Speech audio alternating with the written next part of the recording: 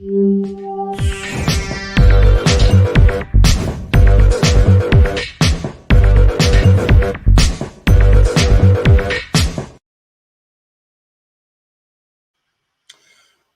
hello everybody, and welcome to another episode of Not Just Crew. Well, I don't think we could have asked for a better day.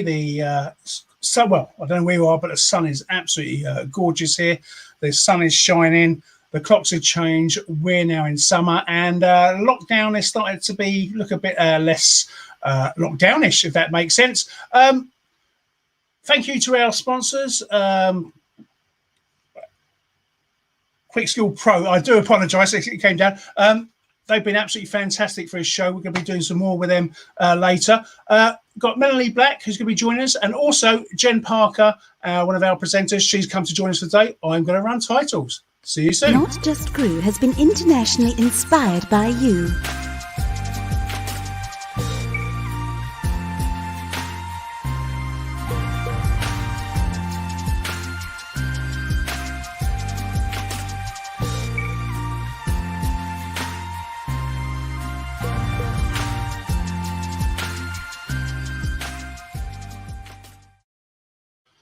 Well, hello, welcome back. Sorry about that bit of a wobble there. Care Skill Pros, our sponsors, and a big welcome to them. In fact, join us in the next couple of weeks. Stephen from Care Skills Pro is going to be chatting to Simon Costello. Anyway, tonight's show, I am so pleased to welcome back Jen Parker, one of our presenters you may know from previous shows. She has been amazing working, trained as a doctor, but she's going to sort of tell us a bit more about that. So Jen, welcome back. Let's bring Jen in. Hi. Hello, how are you?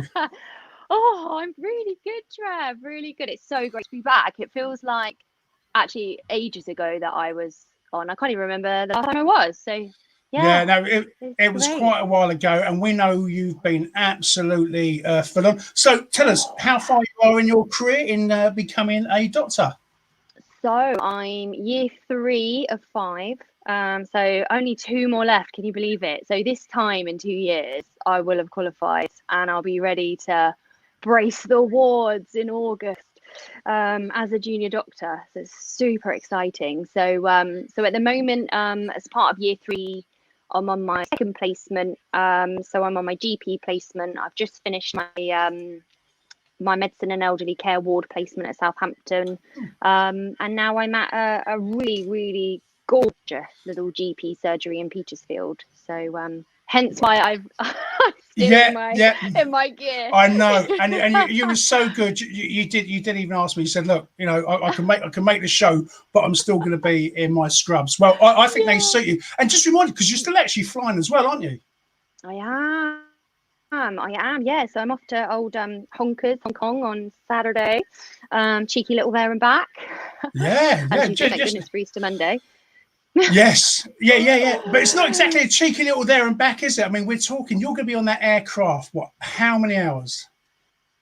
Well, so what is it, like 11-hour flight out, and then, about 11 and a half, 12 back, isn't it? So, yeah, and then obviously airport, hour and a half. So, yeah, it's quite a way, isn't it? yeah, just a bit. But then again, I know you'll do it all for studying. All for studying. Absolutely. Oh, and I will. I'll have my iPad, and I'll have my little flashcards, being the little geek that I am. So yeah, I will be spending probably about 8 hours of that revising. No, you will. Yeah. I know you work hard. Well, if anyone's wondering where Simon is, he's he's in Norwich actually doing a documentary for us. Yeah, we mentioned this last week. So if you want to see what he's doing the documentary on, because it was let out of the bag, watch last week's show. So good luck, Simon, on that one. Yeah. Anyway, tonight's guest. Every now and then we look through posts of what's going on in Facebook and what crew have been doing, and sometimes these. The strangest sort of job opportunities sort of jump out and what a crew have got onto. So it's going to be my absolute pleasure to bring in Melanie back. I'll have a quick chat for her. Then I think, Jen, both you and I will ask her a few questions. Hello, Mel. Hello, everybody. Hello. Listen, well, what can I say? Thank you so much for coming on. It's an absolute pleasure. I was going to say, Well, I'll let you explain your background in a moment. We hadn't met before these, but you just show how strong not just crew is. Anyway, Mel, I'll introduce you to Jen as well. Just say a quick hello. Hello. Right. So Mel, you were flying for a long time with BA. Just as we always chat, how did you get into flying in the first place? I was 25, and up until that point, I'd done a degree in tourism management, but then I did a year at Walt Disney World in Orlando. I did an internship in food and beverage in Florida as well, and I needed to come back and do another job. So I was like, I might as well go skiing. So I did ski seasons, and I guess I hit 25, and I was like, I definitely don't want to be in an office. I don't want to do anything that's too still, I guess. I wanted to still move around. It was one of my good friends, Alex, her next door neighbour was Virgin cabin crew. And she was like, Mel, that's the perfect job for you. It means that you can be earning a wage, but be travelling and doing all these different other things. And I just applied for it and went for it. I was like, this is perfect. And I loved flying. I loved crew. I liked the aircraft. I like down route. I like everything. I like socialising and talking and just all the opportunities you have as crew. It was just wonderful. It was just brilliant just to be there. And yeah, I loved it. Yeah, I was going to say, so it sounds like you sort of dedicated a lot of your life to sort of customer service and sort of travel, and you made it. And I mean, as far as you knew at that time, was that always going to be your career? I mean, I know what happened, you know, in terms of redundancy, which we'll chat about soon. But as far as you're concerned, was that your life? I think I did the whole, I'll only do it for a couple of years and then I'll find something else. Don't we all? Yeah. Classic. We all with that. Classic crew. And then as it just went on, everything just seemed to slot in with what I was doing. So even when I was flying, I did other jobs like for weddings and everything. Everything seemed to slot into place with flying. Yeah. I've got family as well that are away. So on trips, I go and visit family. And I just liked flying. I couldn't see any other job that would make me happy. And I couldn't think of anything else to do. I've always said, I'd like to do something alongside flying, but I never really pushed myself or really expected to have to do anything. And I think that was, I was just in it. You just do, don't you? You just you're just there. You don't expect it to stop. Like you never expect aircraft to stop. This was like going to be, you're in BA, it's a good airline. You'd always be flying. Everyone's always going on holiday. And that just stopped. So quite significantly. Well, I was going to say, and when it did, and Jen and I sort of discussed this before, but when it did, it was quite brutal and quite quick. Now we've had great people like Paul Tizard on when talk about sort of redundancy and the emotions you go through. Now sometimes that's easier when you see it on paper. Like almost like a plan. This is going to happen. This is going to happen. But our lives aren't always on paper. How did you do? I mean, what literally were you informed by text? Were you informed by letter, call? Let's go through the process with us. Okay, so I had my son in 2018, so I'm a new mum. He's 2.5 now. So I'd only been back flying for 4 months. So I've been off on maternity. I'd only been back 4 months, and I don't mind explaining my story, but I suffered with postnatal depression, and getting back to flying was really important to me, just to get back into feeling I was in myself. And I think that's that identity thing where it was huge that I got back to flying. I just needed to feel like I was Mel, even though I was obviously mum, and had this amazing baby, and there was something that I needed to get forward in my life, and that was just get back to work, get into a routine. And yes, I was only back for 4 months on 50%. So I did like a few trips, Barbados, couple of Orlandos, getting into the swing of it. I was like, this could work. I've got amazing support with like family, like childcare. Ashley's in the fire service, so he's on a different schedule. So I could manage trips around him. I was like, this is happening. This is really good. And then we just went into the big thing that Gatwick I did the last flight back I did to Geneva back, and then everything shut down on the Monday. So on the 22nd, just did that last flight back in, and that was that. And then it was just furlough, and then you're just waiting to find out what was happening. And then we got told that there would be a selection process of who could stay, etc., etc. And it just meant that I was in a group that didn't make it. So I got an email. Yeah, an email. But that's, you know, that's how the process went, and kind of had to just deal with that. And but that whole weekend was just, this isn't happening, a bit of denial, it'll be fine, I'll go back. And then for a couple of weeks, it just felt like I was on maternity leave again. Because I just felt like I was back on maternity. So it was hard, because everyone would try and say, oh, you know, you'll find something else. But because when you're through, you know there's nothing else that's the same, that's equal or the same. And I knew that I couldn't find anything the same. And I just knew, but I don't know, I was a bit of a mess. For a bit. Yes. I tell you, of course you would have been. Yeah, absolutely. Bit of a blob, and I was just like, but then equally, I needed to move forward just because of how I dealt with emotions and mental well-being, and I was like, no, I need something to get me forward, and that's when my other half, Ashley, mentioned the chimney sweep. That's quite a transition, and we're definitely come back to that, because I think that's absolutely amazing. I mean, such a dramatic change of career, but nevertheless a really interesting one. Jen, I was going to bring you in on here just quickly, because you and I. Well, you're still flying. I'm sort of currently furloughed. But like Mel, we had these few months where we just didn't know what was going to happen. And to be honest, we still don't. So we have to wait and see. Did you feel, Jen, any kind of survivor's guilt? Because I most certainly did. I'm not 100% surviving. Oh, yeah. I mean, if you look at what I'm doing as well, you know, I felt this tremendous amount of guilt, because in my head, I'm thinking, you know, on one hand, I've got this ambition to be a doctor, and that's wonderful. And I know that that's what my calling is, great. But on the other hand, I also have a mortgage to pay and bills. You know, I'm not like your average 18-year-old student that, you know, can still live at home. So I've got a lot of commitments, and being able to fly was a godsend. Being furloughed, absolute godsend, because I would have lost my house. There's absolutely no doubt, because, you know, like you were saying, Mel, it's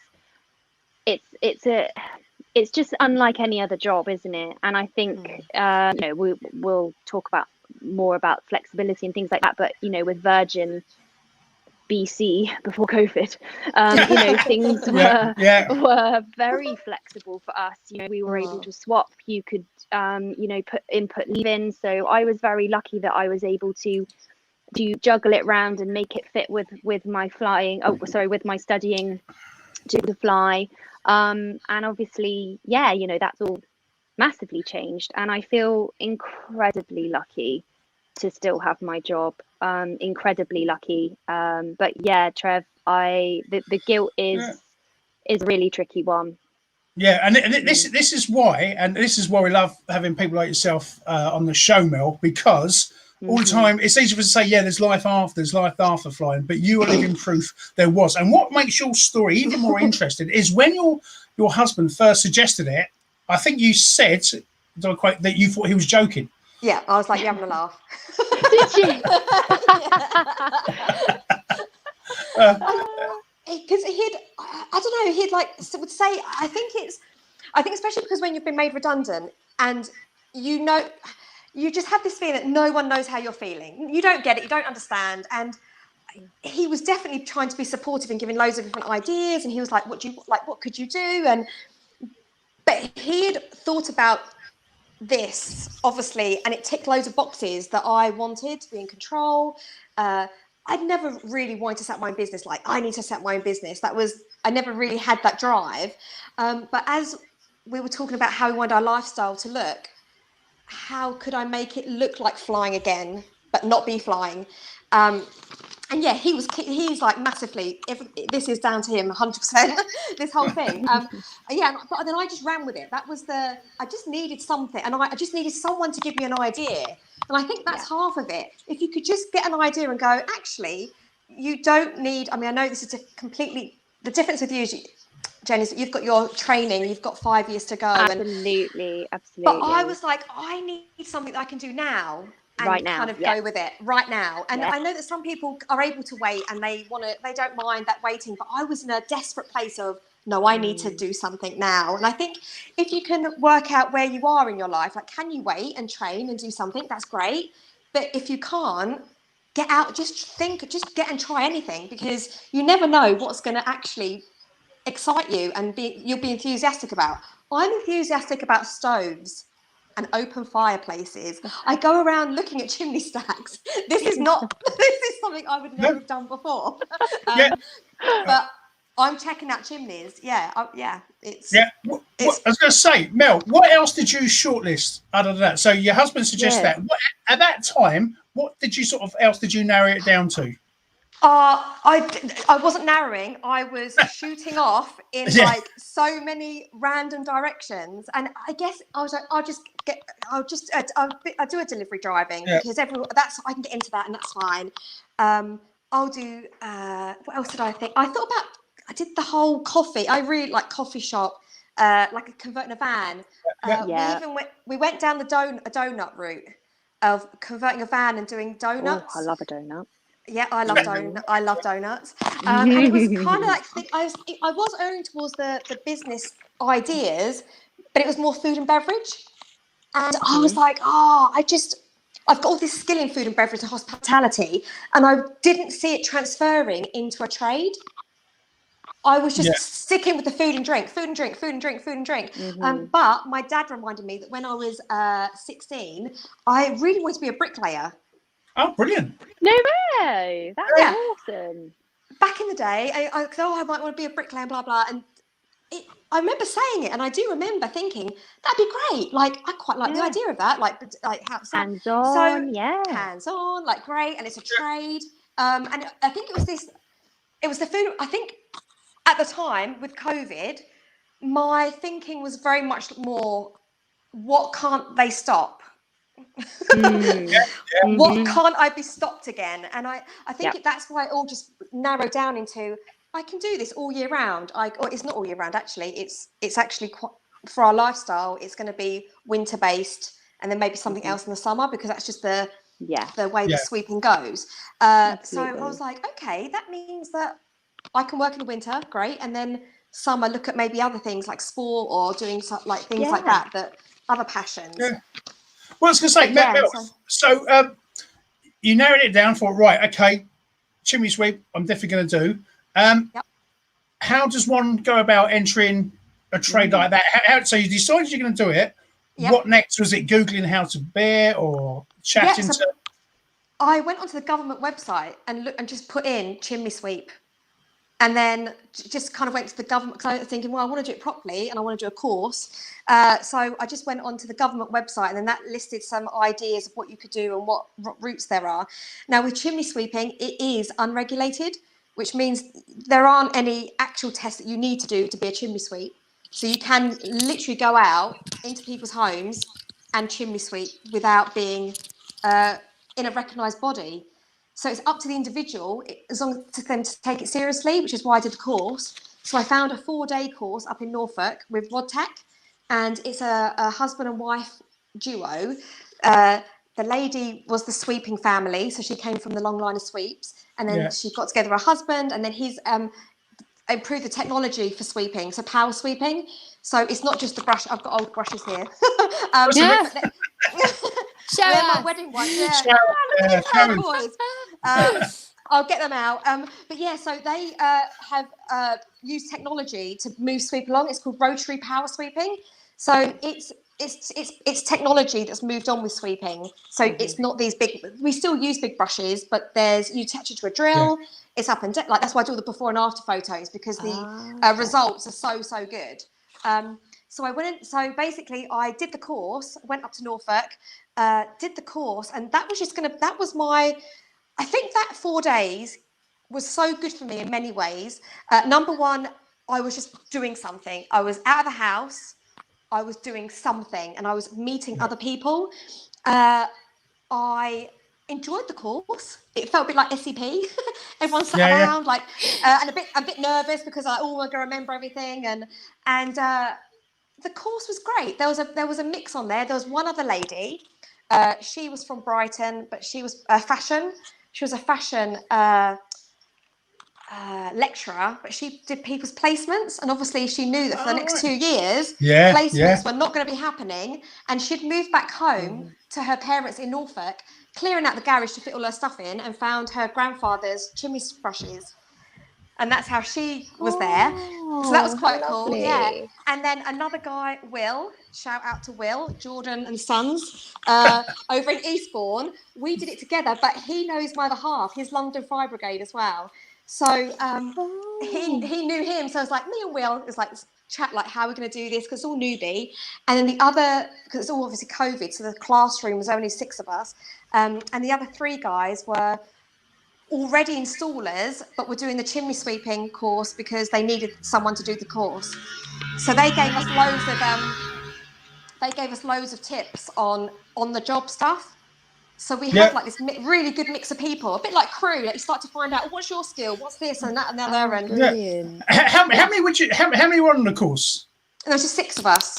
Oh wow, okay. And is it residential? Do you book your own hotel or? Yeah. How does that work? Well, Mum found a spa hotel. Very nice. Yes, Mum. Oh, you took advantage. You took advantage of this, didn't you? See, you're still crew, Mel. You're still crew. I will be forever crew. I was like, well, to be fair, what was really funny is that we've got a camper van. We've converted a Vivaro, just a normal Vivaro van. Yeah. It's got the solar panel. It's got the bed. It's got it's got everything I need to be self-contained. So I was happy. I was going to be going up there happily, in the van, and then Mum messaged saying, oh, I've just seen that just 20 minutes away from the training, there's like a training centre, so they've converted, they're putting like pretend, like mock-ups. It's just like SCP. There's mock-ups of stoves, fireplaces, etc. So you get to go and use all the equipment. But basically, the learning is mainly what you need to know the background of, and is that going through like rules and regulations, and it's this JDoc, and it's classroom based the first 2 days, and then you get out into the mock-ups and then do the practicing, then do an exam at the end, and then you're just showing your competency written bits and bobs, and you get a certificate saying that you've been through the course. But basically they're very quickly, you realized with any trade you need to get out and do it. And it's that confidence that you need to go, okay, I've got the basics here, but now I need to go and do it in order to get experience. You can't learn this in a classroom. No, and this is where I want to jump in here, Mel, if I may, because I was going to say you've done this course, and it's easy to sort of, not easy because I know it was an easy course, I didn't mean that, but it's easy to sort of shelter with people. Then all of a sudden you're qualified, you can do this, and then all of a sudden you had to learn a new skill. And then all of a sudden you've got to learn how to sell this skill. So that's all about sort of rebranding yourself. And I have seen your branding actually. It's really very good, which is a completely different area. How did you go about rebranding yourself? So I just started the name, first of all. I didn't want to go anywhere without a name. I was like, I need to get the name sorted. So that was a load of brainstorming. That went all over the place as well. But my name is Melanie Black. So I was like, well, that helps. There you go. Brilliant. I think this helps. Destiny. Destiny. I mean, I was going down like the Miss Sweep and the Lady Sweep and the Lady, and I was like, oh, I don't want it just to be that I'm a girl sweep. So I wanted it to be something that was classic in terms of this could go somewhere and kind of stylish. I just wanted it to sound like, that I was slick. Slick, yeah. And so from the name, I then I did all the logo. I did everything in Bose Naps. So the website, I just got the logo, and it was really, it kind of flowed. Once I got the name, I didn't have any, I just knew that I wanted it to be not too girly, not too boring. Like this is quite, when you look out there, it can be a bit boring. The colours are all the same. It's all a bit the block writing. And I was just thinking, I can really play around with this, and it doesn't really matter what I do with it because no one else is really doing it. And that's the thing that I was, the Chimney Sweeps, they are advertising, but they're not really, because a lot of them have their rounds, they're established. They're picking up work anyway, whereas I was coming in, I have been told, at one of the worst times because it's silly season. So they're already booked up. They're already booked up way in advance because people have their regular. So I'd only be picking up new homeowners that come to the area, which is where Google came. I needed to be top of Google. I needed to get leaflets out. I needed to, and also really utilize community Facebook pages. Get out there that I had appointments, that because people would be waiting weeks and months for Chimney Sweeps, in different areas because they're so booked. So yeah, I went on to I did a bit like the social media, like local businesses, and that Independent Worthing, that's the the Unwrap series I did with them. They picked up on me straight away and put me on their independent but supporting local businesses, and I got really good recommendations from there, and it then became my friend. I'll pass on your number. I went out, I got back to basics, dropping leaflets, walking around, and I was able to very able to be quite specific with my postcards because I could see who had a chimney or who had a flue. I didn't waste tons of money. I was like, right, you've got a cat. Like, I know what I'm looking for here. There we go. I'm not wasting like 200 to get one or two jobs. I'm focusing. Targeted marketing. Targeting it. Oh, I knew there'd be a term for it. I don't know any of the terms. I just know what I was. Yeah, and then so from there, what was really important to me was a complete brand. Yeah. Being in BA, we get taught, this is drilled into us. How you come across, immediate impressions, first impressions, the moment they welcome on the aircraft, the person who welcomes the people on board, they set the tone of the flight. So everything I was doing was crew. Everything I was doing was crew. Communication, I made sure that people could contact me, WhatsApp, email, telephone, Messenger. I was so contactable, and I always make an effort to respond or have a response back, which I think people like because they want to know. And I made the website as informative as possible so that people could make their own decision without too much selling. I didn't really want to sell myself. I wanted it all to be there. And I think even stuff like hotels, what you want. Restaurants we went to as crew, what's good service, and when someone's enthusiastic, when someone wants to be there. And I just bought all that, and I think me doing my own website brought that through, because I was basically talking myself what it was, and it is very basic, but it does the job at the moment. Yeah. So yeah, and then good. I was going to say. So, having set up the brands, how did you go about financing? Were there any sort of government loans available, women in business loans, or was it just finance yourself? I just financed it myself. To be fair, it's probably me being so impatient that I didn't want to wait for someone to say I could do this. I was just blazing through this. I got the website together in 2 afternoons. I was like, bam, bam, bam, bam. When I got the mobile phone, I wasn't going to sit still on this. And I think that once you get that ball rolling, when you're excited, it's hard to stop.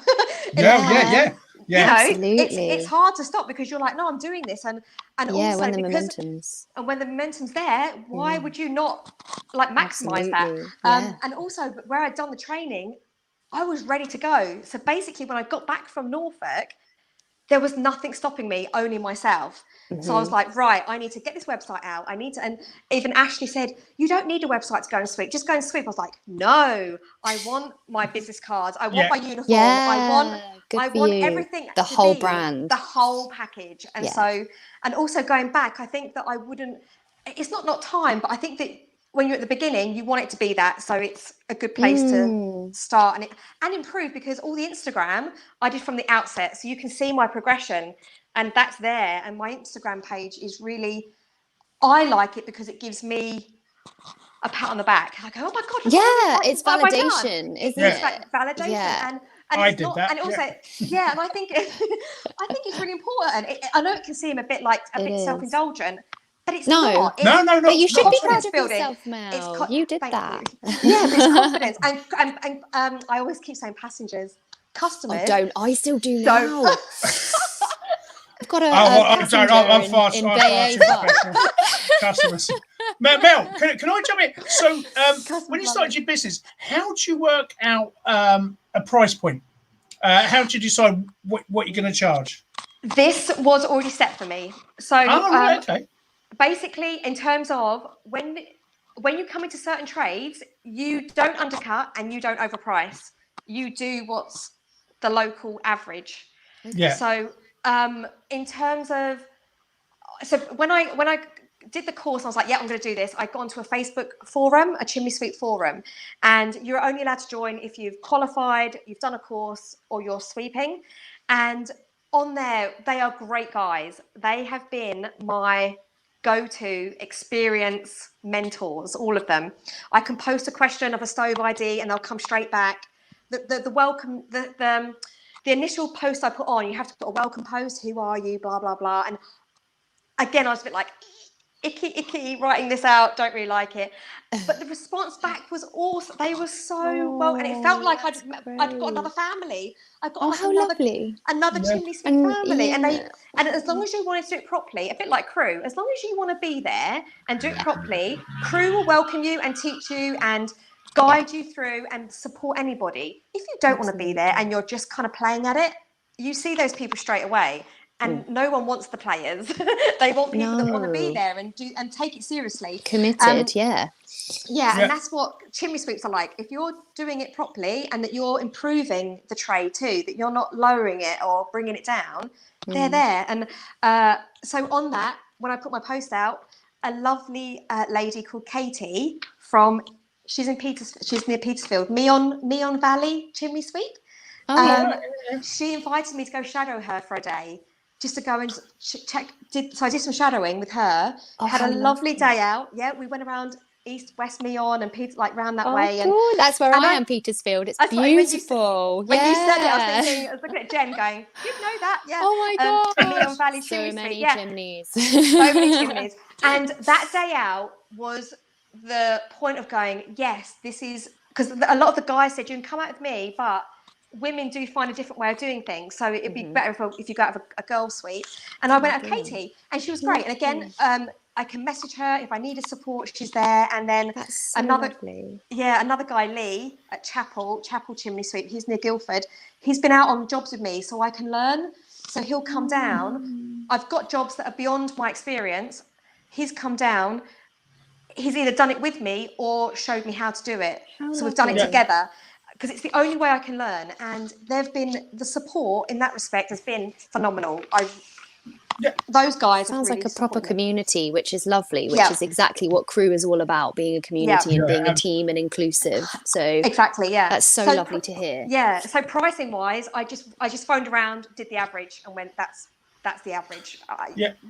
Took out my hands quite a lot, which is quite nice. I was going to say, Mel, what's the demand like? I mean, because having a real fire, I love it. You just can't beat a sort of real fire. So, is the demand growing? And secondly, what is it? All stoves or is it real fireplaces? I think because they have to have linings. I'm not 100% sure in chimneys. Yeah. So I do both. I do open fires and stoves, like log burning stoves, wood burning stoves. I'm doing. I do both. It's there because they're becoming supplement. It's complementary to people's heating. It's not one thing or the other. So people have the luxury of going, I've kind of got. Some people don't. Obviously, I've been to people where the stove has been their main source of heating. What's happening is that there's probably a whole group of people that have never owned an open fire or a stove, and they don't really know that it has to be maintained. It has to get swept up to 4 times a year, depending on how much you're using it. Oh wow, I didn't know that. Yeah. No, I didn't know that. It's a bare minimum once a year, like an annual. Okay. It's as a bare minimum, and I think it's one of the main jobs is to educate. I'm going there to sweep, but I'm going there for chimney safety. So I'm checking all safety aspects. I'm cleaning the chimney or the flue liner, like you've just said, Trevor, with the stove. But also, once you're doing the sweep, you know how the customer is using that stove. So if they're using wood that's wet, it will be, you can tell there's evidence of that. So it's also educating people how to use the stove. So it's been quite a few. I've been to, I'd say just maybe 30% of the jobs I've gone to are new homeowners, never had a stove, don't know how to use it. Can I come along and show them? And it's like, yeah. So we do like a little, but I think that's a crew thing as well, because the friends. Well, yeah, definitely. So I'm sat there having a chat, a bit like, this is COVID's a bit different, so I can't be offered a cup of tea, but people want to talk to me and I want to talk to them. So I'm happy to chat. And some of the feedback has been, there's been chimney sweeps, but I would never have asked them these questions because they're not that open, or they're just in and out and not interested. And also the female element is, I've had loads of female customers like, I'd rather talk to you and have a chat about this and ask questions. I don't feel so silly. Yeah, so it's been really lovely. No, it's nice. It's like going the extra mile as well. Yeah, exactly. Customers. Yeah, so, but I know that at the moment, because I've had the last week customers saying, "Oh, the government are trying to ban. They're trying to ban log burners." There's this misconception. They're not trying to ban them. It's the Clean Air Initiative, so they're trying to get people to use their stoves properly, get them cleaned regularly, know how to use them properly. So actually, my job and demand is going to be there, will be there. Yeah, it's going to go up. So it's not a dying trade. It's there. People are getting installations all the time, and it's there. Amazing. So my next future could be installations. So if I wanted to go down that route, it's doing installations. Yeah. Well, I was going to say, I mean, it's had a bit of a renaissance. I mean, everyone sort of generally thinks of chimney sweeps and sort of Victorian Mary era. Poppins. Obviously, I mean, you'll be taking on young children soon, I assume, to go up the chimneys. That's good. So that's entrepreneurial. we love that. What's the up there? Exactly. Up there. What's the strangest thing you've ever come across? I reckon. Go notice any. I know, because they say that people hide loads of stuff up there, and I haven't found anything actually yet. But we did get down an owl, a live owl, really? A live one, a tawny owl. Yeah. Oh wow. Yeah, it's on Instagram. You'll be able to see. Oh, Facebook as well. Check it out. It's a tawny owl. Yeah. It was a customer that. It was a Saturday, and she goes, she emailed and said, "I know it's really late, but if you could come and maybe check something out. I think something's down our chimney." So we went along, and they had a stove, so checked all the stove, and it was lined and everything, so everything up there, blah blah. We couldn't find anything. I was like, and we can't hear anything. I was like, maybe they're Ashley, this is my other half. He used to be a falconer, so he's mad about handy. Handy. Yeah. So right place, right time. Yeah. So he went into, owls claw, they go down quite low and claw out. And then claw out. You could have heard, and then claw out. So you could have heard something. And then we did see feathers. Like put a camera up. So one of my biggest pieces of kit that I use all the time is like camera. I camera a lot just to be able to take a lot of the guesswork out. And we saw feathers floating around, like, oh yes, he's got out, like he's out, it's fine. Yeah. Very next morning, the lady was straight on the phone saying, no, we definitely heard it come back. So then we got back and we're like, right, we'll start taking the stove apart, blah, blah. But we found a completely separate flue. After taking it all apart, another flue next to it. Oh, right. Oh, wow. That wasn't being used, and he'd fallen down there. Oh, bless him. Yeah. Oh, so you rescued him. So an actual owl. Yeah, lovely. So cute. Yeah. The excitement factor was huge. It was like, oh my God, this is alive. Yeah. But then we also had like dead rats, a dead owl, a pigeon, some other stuff. But they were old, and loads of maggots. Wow. Oh, so the glamour came back again. Like I was going to say, because everyone's always like, oh, it's so glamorous. It's like, Oh dear, yeah, cleaning the toilets out 2 a.m. Yeah, exactly. On a deli. So glamorous. So how many jobs I mean, how far in advance they have to book you? I mean, I imagine you're sort of very booked up. So how many jobs do you get to roughly in a day? And how far? Oh, if I just had a power cut. We're good. How far do you? Yeah, I know it's just gone dark. Very, very scary, everyone. Don't panic. Yeah. So what radius do you go? What's the furthest you go? Is there a set like so area? Region. That's the one. Yeah, so at the moment I drive up to 35 minutes easily. Yeah. Just because I need the experience. I do need to keep it fairly close because when you're booking them together to get use of the day, that's makes sense obviously. But at the moment I've got up to Crawley, like Gatwick area, because I've done some crew up there. Thank you, crew. Like Worthing, Arundel, Petworth. I don't go into Brighton because there's a lot of sweeps there, and I don't need to go that far. At the moment, it will start to get quiet soon. After Easter, it will get quiet. So people sweep.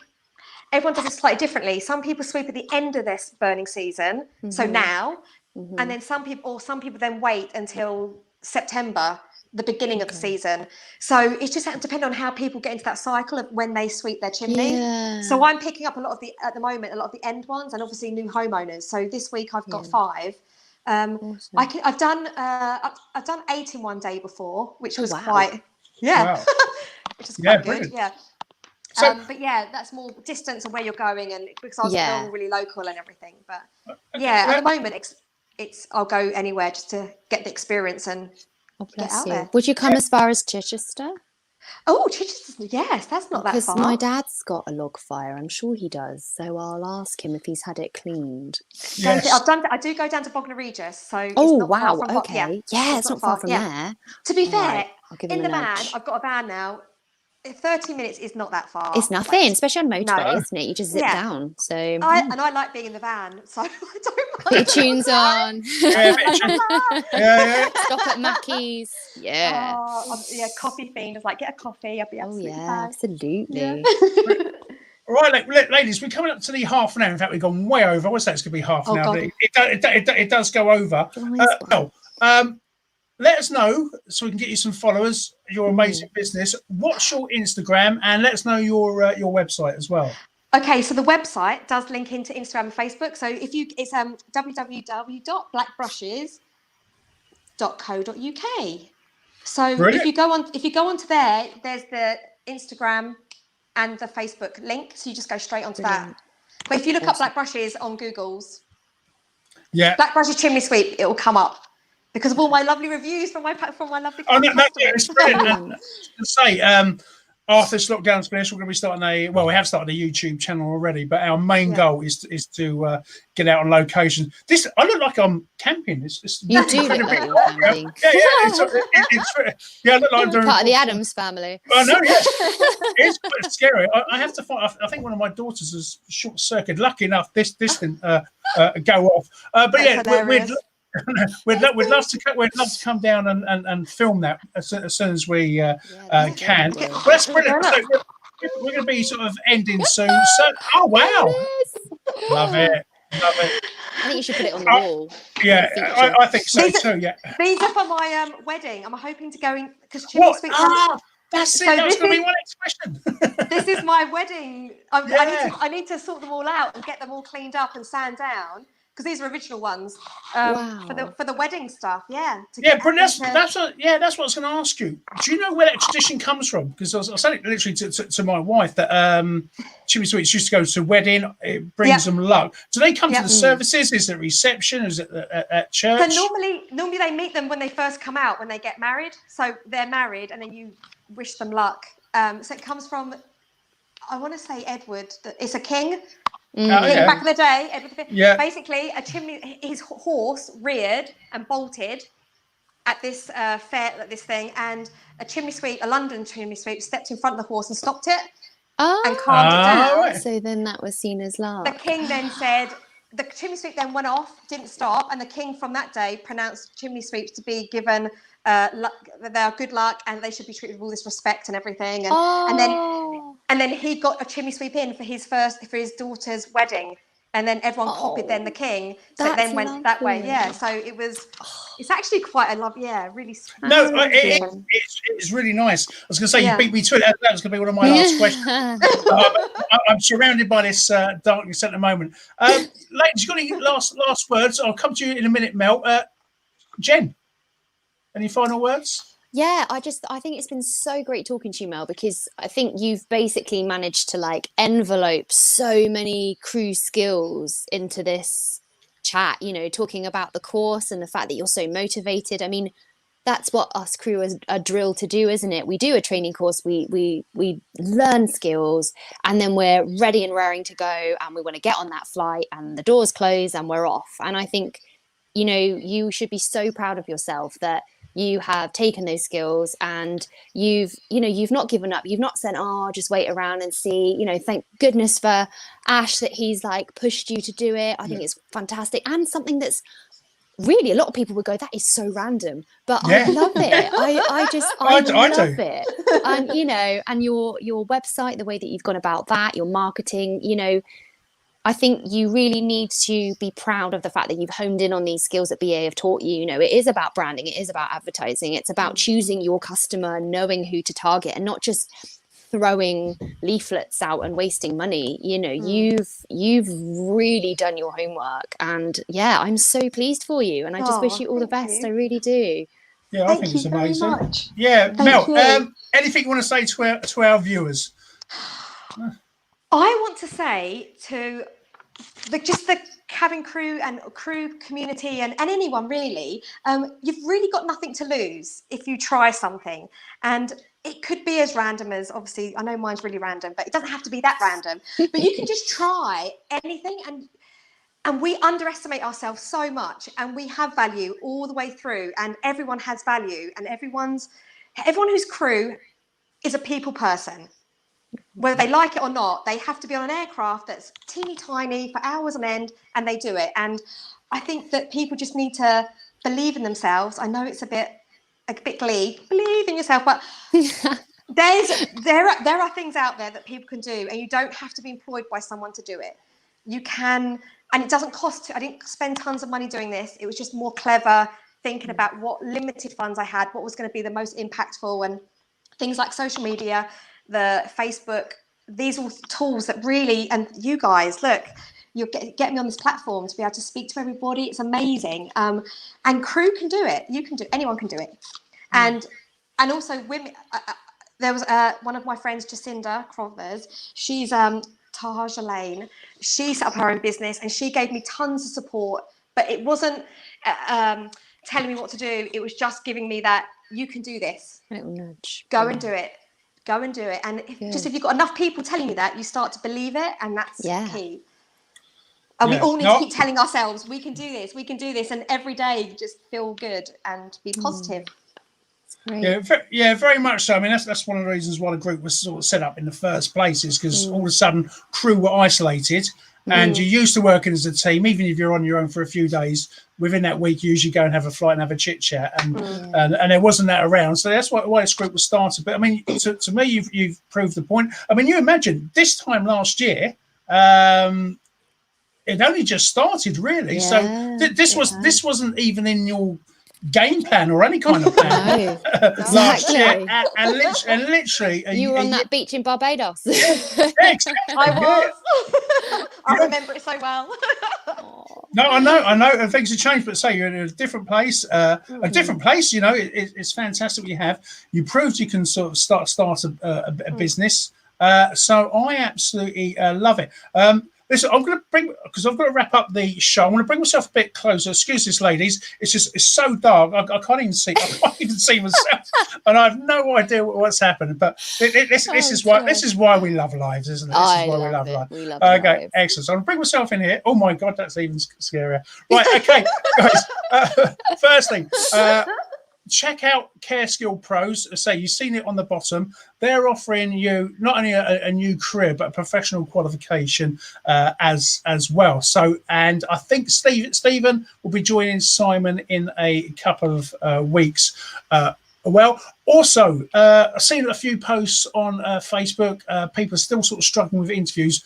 Paul Tizard has produced some wonderful tips. We're going to turn into a PDF, which you'll be able to, if you sign up to our newsletter, so go to notjustcrew.com. If you go down to the bottom, you see subscription for newsletter, sign up on there and we'll email you all his amazing tips. And if anyone knows anything about interviews, it's our Paul Tizard there. So ladies, thank you so much. I'm going to wrap up the show now. It's been wonderful seeing you all. Join us next week, but before then you got Simon's Saturday Summy. So on behalf of myself, we shall see you. In fact, let's I'll tell you what, let's bring the girls back in just to say goodbye. 2 reasons. Firstly, they look really good, and secondly, I look really scary. So, there we go. I'll bring myself. Oh, that's scary. Even scarier. Right. There we go. That's better. That's better. It's just been one of those nights. But yeah, ladies, thank you so much. Jen, been lovely to see you again. Thanks for having me back. It's been such a pleasure as always. You'll be back soon. As I say, we've got lots going on behind the scenes of Not Just Crew. In fact, before we came on air, I was telling Jen about it. Keep posting, guys. It's very exciting, in the future. And Mel, thank you so much for coming on. As I said before, hopefully you'll come and join us. We'll come and join you on a YouTube location video. Yeah. Excellent. In fact, we could all meet up at Jen's dad's house, I suppose, couldn't we? Absolutely. Do you know what? It's really big, so absolutely. Yeah, you're all welcome. Right, okay, that's the date. We'll organise that. We'll make a nice programme. And your dad does a good cup of tea, Jen? Yeah, and he does a nice roast. So yeah. Oh, yeah. Right, come on over. Right, that's sort of right. I'm definitely going to end this show now, guys. Thank you so much. Thank you. Oh, no, girls, stay on because you haven't seen our newly decorated green room. It's been right. So see you in a second. I'll run these titles. Take care. See you all next week. Bye everyone. Bye.